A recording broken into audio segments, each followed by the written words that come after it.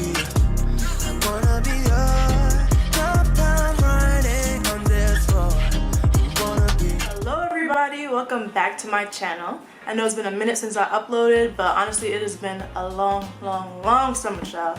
But I am glad to be back and I'm glad to give you guys an update about what's going on.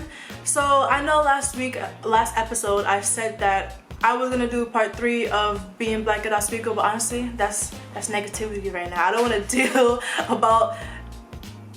to deal about that type of thing right now. I want to do something more positive. I want to talk about a more happy time, which was the summer of 2019. As this video suggests, we're going to be talking about traveling, and in this video in particular is going to be about my time in Doha, Qatar. And honestly, I wish I was back there right now. I took it for granted, but we're going to talk about this part of the video. With that, I want to take this time to introduce a black-owned business run by my good friend Liz. It is called Desir Series Travel Group, and as it sounds, she has taken her passion, her just desire to create itineraries and travel with her friends, and has extended that to all women. So if you are a woman, if you are above the age of 20 or 20 and above, this is for you. Like, she's created different travel packages, different travel plans, so you don't have to worry about anything. All you have to worry about is getting your plane ticket and heading to the destination. But as soon as you reach that country, everything from then on is taken care of by Liz, and she will be traveling with you on every single trip. There are a good amount of locations right now, and they're all set for departure in 2021.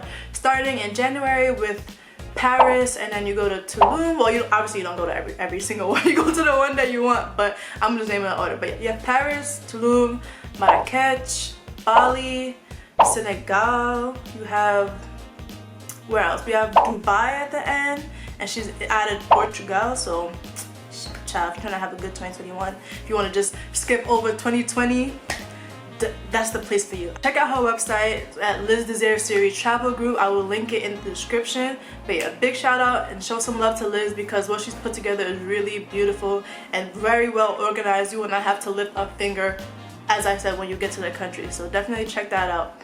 I gotta get my money right, otherwise I'm trying to look at Bali real quick because I need to get away. But let's get into this video. So let's get into this travel log. So to give you guys a little bit of background, I studied abroad with SUNY Oswego in the summer of 2019, and it was a faculty-led course. So basically you had like half of a semester of lecture and learning about the country you were going to visit, and then during the summer, for my case, or during the spring for other quarters of the semester, you travel to your destination. So my destination was South Korea and Myanmar, or Burma, and I always wanted to go to Korea. Everyone that knows me knows I started learning Korean. I want to speak Korean, I want to learn Korean, that's the same thing. I want to go and travel to South Korea and to just see the beautiful country, because I love Asia, I love everything about Asia, so going there was honestly a blessing. But the whole point of the course and the whole point of these two locations were chosen was to compare like the political systems of each and to see like how advanced each country were and whatnot. The course was pretty light, honestly. It was just learning about a few articles about it and comparing and contrasting the country, so we'd have some bit of insight when we go. Obviously I knew almost everything about Korean culture, I knew all of that, so going to Korea wasn't really a big issue for me.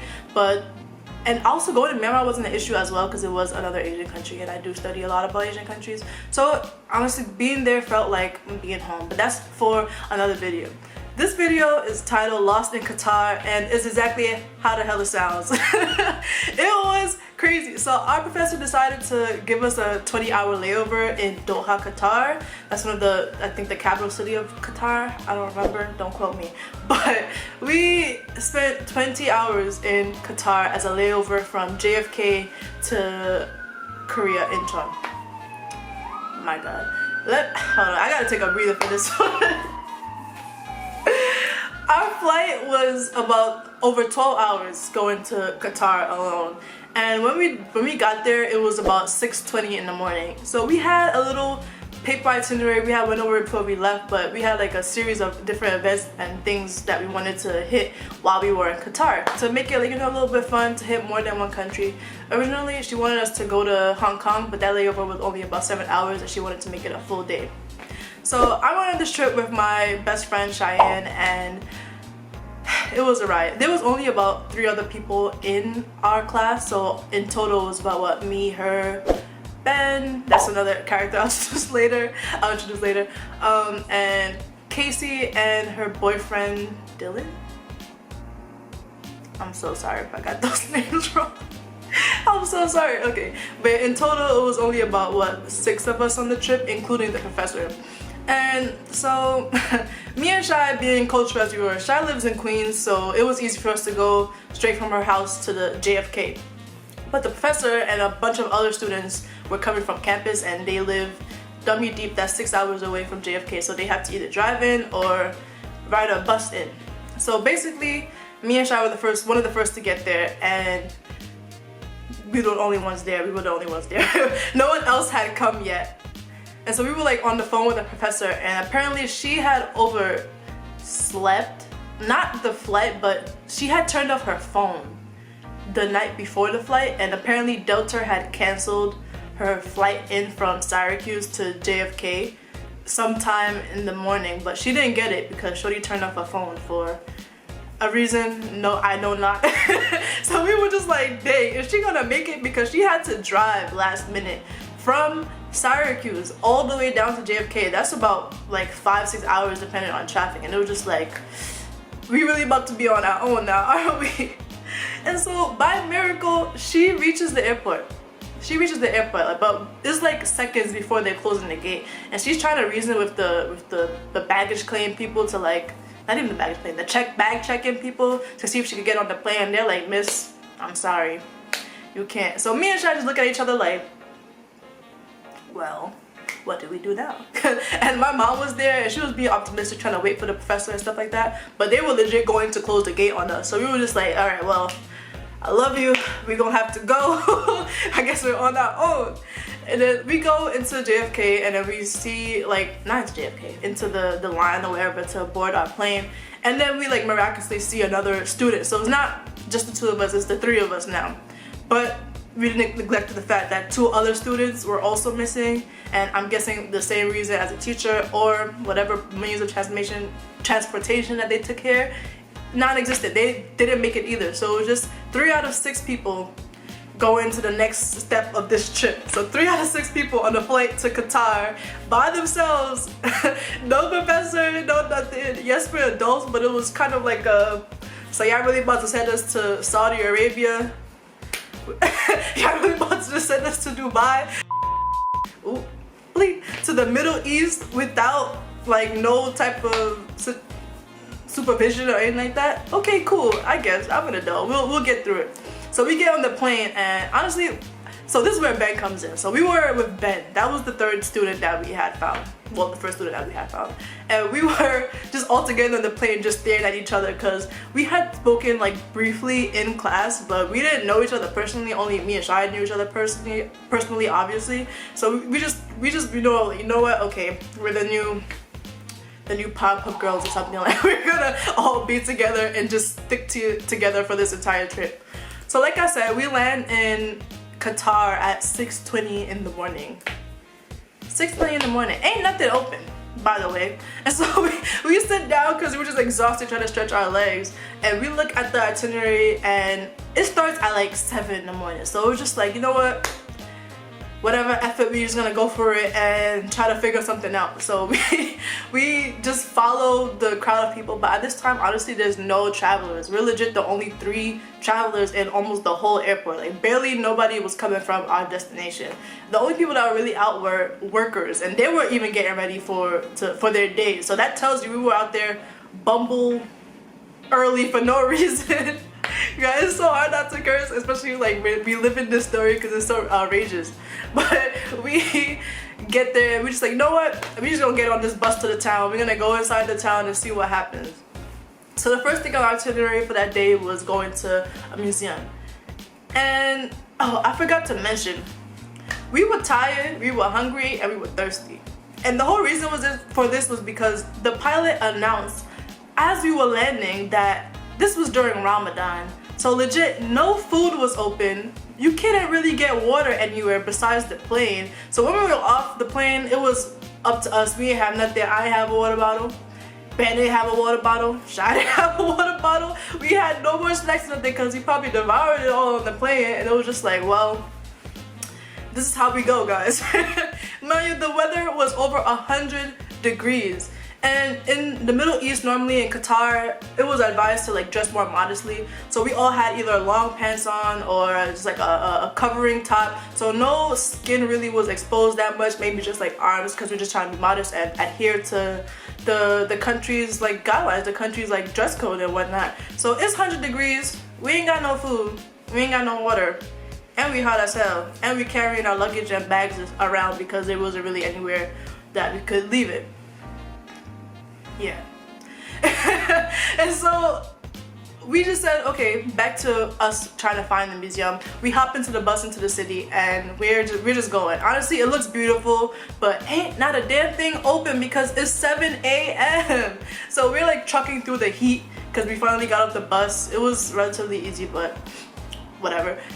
We go to the museum, we find it, and it's just like, thank God, because it has AC and it's nice. And honestly, I'm a history buff, I like museums and stuff like that, so I had a good time. But it was a long day, and we tried to just waste as much time as possible in there because our next thing that we had to do was about like what, maybe 4 or 5 hours later at 1 p.m. at a DoubleTree somewhere elsewhere. But honestly, we had to walk everywhere in between because couldn't hail any taxis, ain't have no money like that. We just switched enough money to take the bus and to have random pocket money in case we find food or whatnot.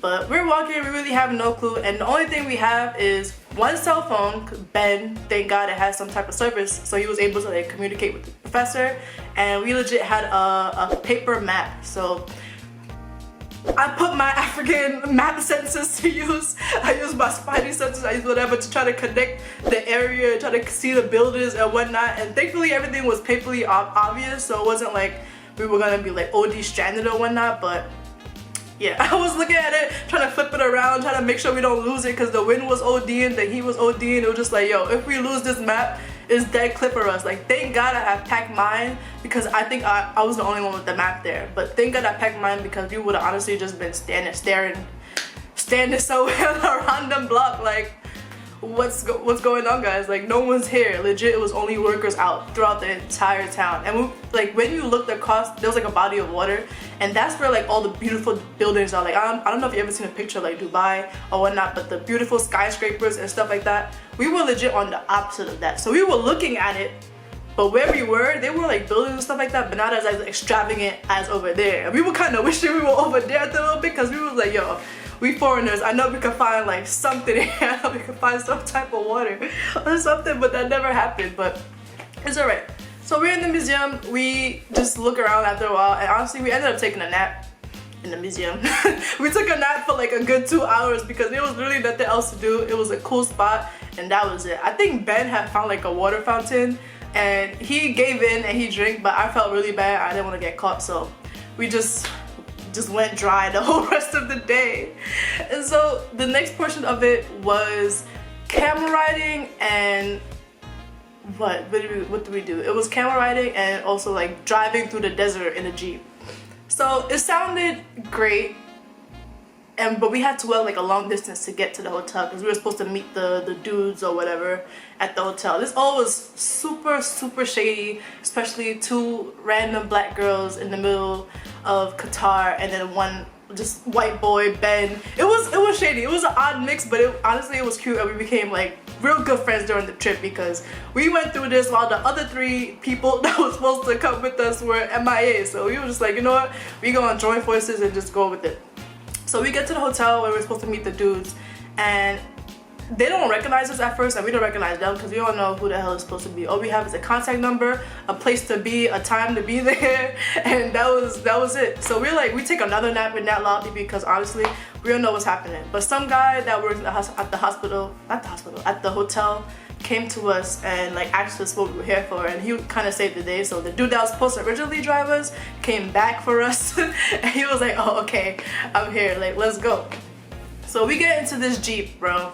This dude is zipping, like Tokyo drift zipping down these streets, and it was just like, yo, what is going on right now? And so he take us to this we enter the desert, like legit, like drive off the road and into the desert. And I'm just like, yo, if this is how I die, honestly, I don't even think I'm gonna be that upset because at least I'm in a foreign country and I get to see some views. Like, if this is really it for me, then thank you. I had a good time. I actually flew out of the country that wasn't my hometown. I'm in my home country, so I'm good. But we zip into this desert and he takes us to this shady location. It's legit just like a shack or like a tent or something, just like in the middle of the desert, right? And we approached just like a good 30 camels or whatnot, just like casually lounging around, and we're just like, oh, okay, this is that part, this is the camel part. So he lets us sit down and I guess to like relax or whatnot, but he like tries to offer us some shady tea and I'm just like, I'm good, sir. But again, Ben gave in again. It was like, nah, F it, like I need something to drink. And so he gave him the drink, and they had like these hawks or like falcons or whatnot, but they had their faces covered. I guess they were like to train them or whatnot. But he was like, you want to hold this bird? And we were just like, no, like I don't want to be here right now. Like I was so tired, I can't process anything. Like leave me alone. But it was cool. We had like a calm little 3-minute camel ride. I kind of felt bad because I was like, I don't know if this is like animal cruelty or not, because I know I be hearing things about how people treat like camels and whatnot, but they were nice and it didn't look like they were being mistreated. And obviously camels don't care about heat or anything like that, and they like had bottles of water and whatnot. Shai even got to feed a camel some water. It was cute, but the dude was like, throw the bottle out. She was like, what do you mean? He was like, just throw it out. She was like, out the window? He was like, yeah, throw it out. She was like, this feel rough, but okay. I can't, bro. We were so zooted throughout this whole trip, and not even on like drugs or anything, but just pure heat and just adrenaline, because it was just like, yo, we could die right now. Like this could be it for all of us. But it was cool. Like after the camel ride, we like zipped farther into the desert. Girl, it was the greatest. Honestly, this guy was drifting like his life depended on it. Like up sand dunes, down sand dunes, to the side, bro. It was ridiculous. We had to hold on because all three of us were in the back of all three of us were in the back seat, just like bumping into each other like freaking bumper cars. It was so crazy. It was the most thrilling thing I've ever done, but it was just like, yo, this guy really doesn't care. He's legit driving like this, just sitting back, legs spread, just like, well, another day. Like another tourist in my back. He's like asking us generic questions. You could tell he doesn't really care that much, but he's just like trying to do it, keep his job. But he took us up a couple of locations. There was beautiful beaches deep into the desert. There was a bunch of just nice things, and it was a sight to behold. You should see the pictures that I posted up, or if not, I'll link them to you or whatnot. But they were beautiful. Honestly, it was a great sight. It was a great time, and by that time we were just like, you know, I'm over everything. I'm just trying to have fun, because whenever will I get a chance to ride a camel or go zipping in the middle of the damn desert? I don't know. And so it was good, and by that time it was getting towards like sundown, and thankfully Ben still had some juice in his phone, and we were able to contact the professor, and we were supposed to meet her at like some random area. But honestly, it was good. We were drained by that time. They brought us back to the hotel. We were drained and we were just waiting for her, and sun was coming down. And the way they like kind of announced that sun was down and that I guess you could eat now was there was like a big open lot and a firecracker. Like they exploded a firecracker or like some type of like fire missile or whatever, and it was like so loud, but it was nice. And it was just like something just clicked in our head. It was just like, it's time to eat, because legit the town around us lit up, and all of like the shops and everything came to life. Everybody was like scrambling to get their stores open, and so the professor came. She gave us some sips of water because she saw that we were dying. And honestly, it was by the grace of God that we even was able to get anywhere, because the whole trip could have went south like early on, but we don't worry about that. But yeah, we was like, okay, let's go eat.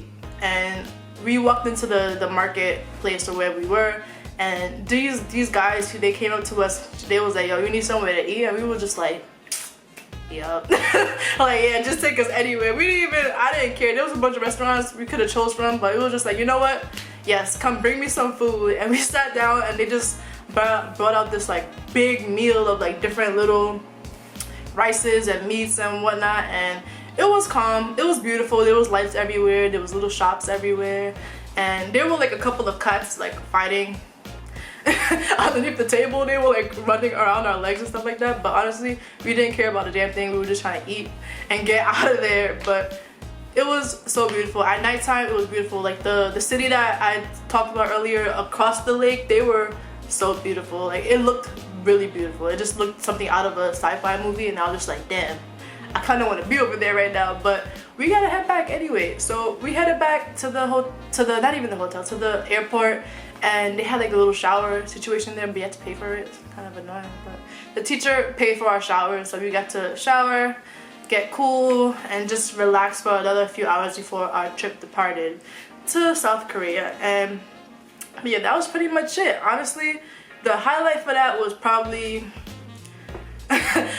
riding the camels and just, like I said, just zipping through the thing, because homeboy did not care. I feel like we were going at like 170 at all times, like either on the road to the desert to back to the hotel. We were just zipping, and it was just like a movie. It felt like it came straight out of a movie, and it was a blast. It was a good time, but we just couldn't believe that for that whole like 10-hour day, it was just this odd group of 3 people just going through it. Like we got asked by some dude if we wanted to take a boat ride at like 7 in the morning, and we were just like, no sir, like we ain't trying to not come back ever again, but thank you. It was very weird. We got stairs because, like I said, it was a work day. It just started, so ain't nobody was out there. We was the only tourists for miles out there. Maybe we saw like 1 or 2 more people at the museum, but other than that, it was just us. But yeah, that was my adventure of being lost in Qatar. I hope you guys liked it. I know it was a little bit of a roller coaster from beginning to end, but this really happened, and I wish I was there now. I wish I could do it again. If you told me to just give it all up and do it again, start back, I would do it. Maybe I'd probably fast forward to 2021 and go somewhere with Liz, but I would definitely do it again. But yeah, that was that. The next episode is going to be about our time in South Korea and on Jeju Island, so look forward to that, because it was a short time, because like I said, the trip was 2 weeks, so it was kind of like a one week division, but it was also fun and filled with a lot of things, a lot of good lessons, a lot of good journeys. But yeah, stay tuned for that, and I'll see you guys next week. Letting my words take me